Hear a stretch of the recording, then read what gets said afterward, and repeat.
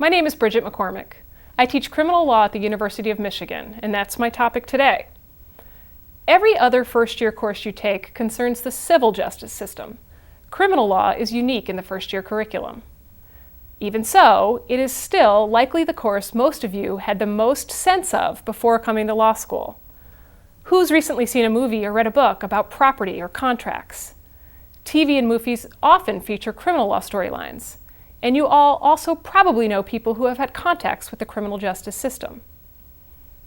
The total number of cases filed in state and federal court combined annually is about 91 million. Of these, 55 million are traffic or other minor ordinance cases, which means that 36 million are so-called real cases. Of those, 39% are criminal cases. That translates to about 14 million criminal cases filed each year. Some of the lawyers who represent all of these people are in private practice, but the great majority are public defenders or otherwise assigned by the court to represent them. Criminal law is different from your other first-year courses in lots of ways. It is public law. It is defined by statutes, so how those statutes are enacted and interpreted is extremely important. Your family's going to ask you about it and expect you to have an opinion about it. It's immediate. It's quite literally life and death. So it's very serious, but also very interesting. Overall, the criminal justice system is a mechanism for distributing punishment to a wrongdoer in the name of all of us.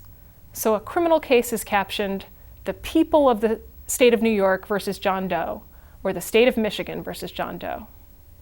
I'm going to start my lecture with an introduction to the criminal law, in which I will cover the basics about the criminal law process and the criminal justice system.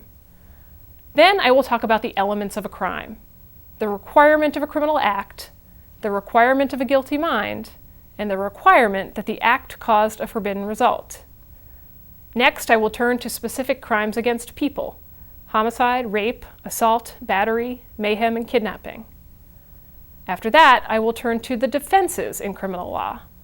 I will cover self-defense, necessity, duress, defense of others, defense of property, the law enforcement defense, intoxication, insanity, and entrapment. After defenses, I will turn to inchoate liability. Inchoate liability is criminal liability for conduct short of completed crimes. Specifically, I will talk about attempts to commit crimes, solicitations to commit crimes, and conspiracy to commit crime, and how